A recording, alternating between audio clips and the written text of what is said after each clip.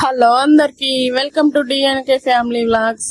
ఇప్పుడు చికెన్ బిర్యానీ ఎలా చేయాలో చూద్దాం. ముందుగా చికెన్ ని సాల్ట్ వాటర్ లో నానబెట్టి కడిగి పెట్టుకోవాలి.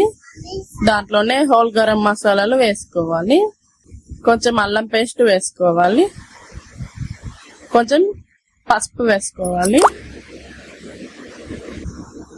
2 టేబుల్ స్పూన్ల ధనియాల పొడి వేసుకోవాలి,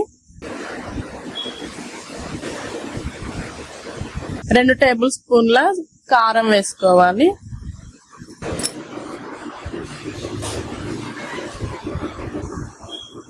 2 టేబుల్ స్పూన్ల సాల్ట్ వేసుకోవాలి, కట్ చేసి పెట్టుకున్న పచ్చిమిర్చి వేసుకోండి, కొంచెం ఆయిల్ పోసుకోవాలి,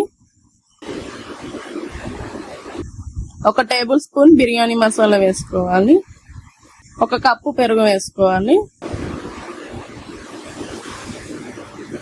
మొత్తం అంతా కలిసేలా చికెన్ ని మంచిగా కలుపుకోవాలి.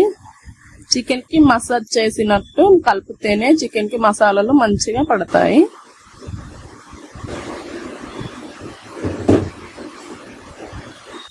ఇలా మంచిగా కలుపుకున్నాక పుదీనా, కొత్తిమీర, ఫ్రైడ్ ఆనియన్స్ వేసుకోవాలి. ఇప్పుడు ఫ్రైడ్ ఆనియన్స్ వేసుకున్న ఆయిల్ ఉంటుంది కదా, దాన్ని పైనుంచి పోసుకొని మొత్తం అంతా కలిసేలా మళ్ళీ కలుపుకోవాలి.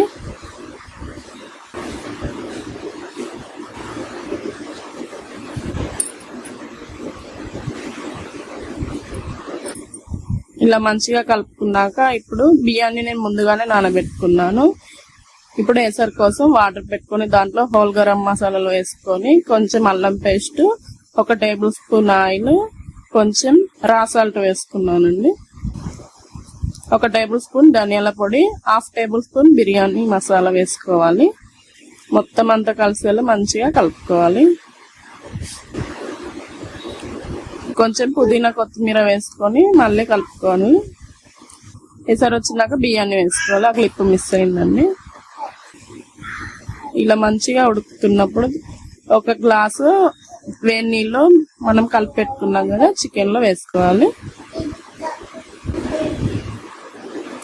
ఇలా మంచిగా కలుపుకున్నాక ఇప్పుడు బియ్యం 80% ఉడికితే చాలండి. 1 లేయర్ వేసుకోవాలి.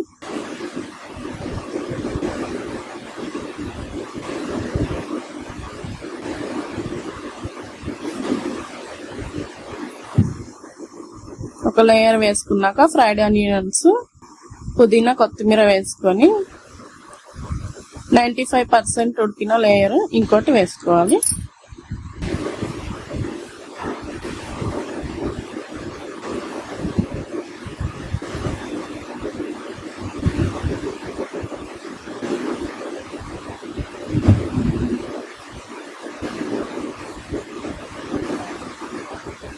ఇలా మొత్తం వేసుకున్నాక మళ్ళీ పైనుంచి ఫ్రైడ్ ఆనియన్స్ వేసుకోవాలి, పుదీనా, కొత్తిమీర వేసుకోవాలి.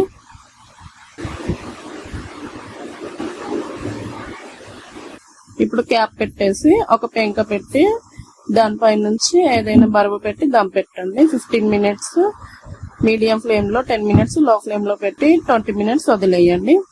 ఇప్పుడు చూసారా చికెన్ బిర్యానీ ఎలా ఉందో, చాలా పుల్లలుగా వచ్చిందండి. రైస్ చాలా టేస్టీగా ఉంటుంది. ఒకసారి ట్రై చేయండి తప్పకుండా. నా స్టైల్లో సూపర్ గా ఉంటుంది.